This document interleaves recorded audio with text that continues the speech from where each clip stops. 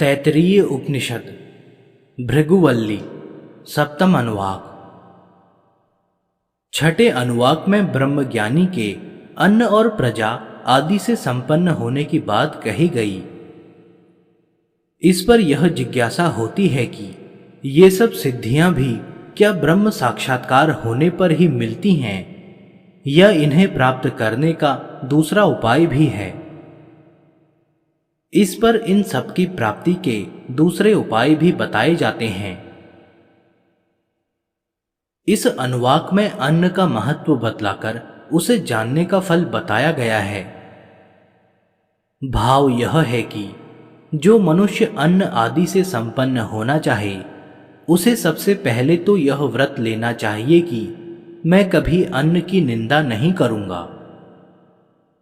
यह एक साधारण नियम है कि जिस किसी वस्तु को मनुष्य पाना चाहता है उसके प्रति उसकी महत्व बुद्धि होनी चाहिए, तभी वह उसके लिए प्रयत्न करेगा। जिसकी जिसमें हेय बुद्धि है वह उसकी ओर आंख उठाकर देखेगा भी नहीं। अन्न की निंदा न करने का व्रत लेकर अन्न के इस महत्व को समझना चाहिए कि अन्न ही प्राण है और प्राण ही अन्न है, क्योंकि अन्न से ही प्राणों में बल आता है और प्राण शक्ति से ही अन्नमय शरीर में जीवनी शक्ति आती है।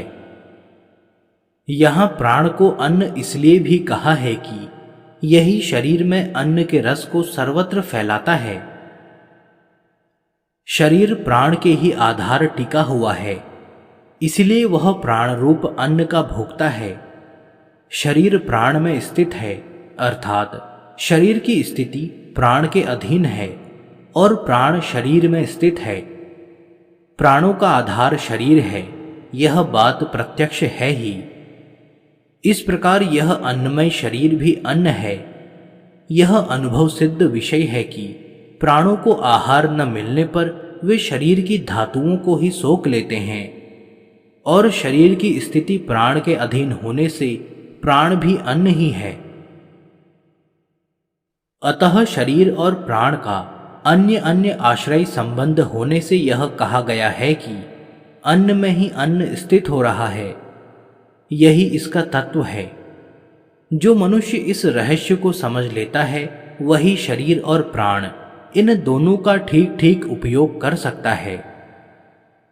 इसलिए यह कहा गया है कि वह शरीर और प्राणों के विज्ञान में पारंगत हो जाता है और इसी विज्ञान के फलस्वरूप वह सब प्रकार की भोग सामग्री से युक्त और उसे उपभोग में लाने की शक्ति से संपन्न हो जाता है और इसीलिए वह संतान से, नाना प्रकार के पशुओं से और ब्रह्म तेज से भी संपन्न होकर महान बन जाता है।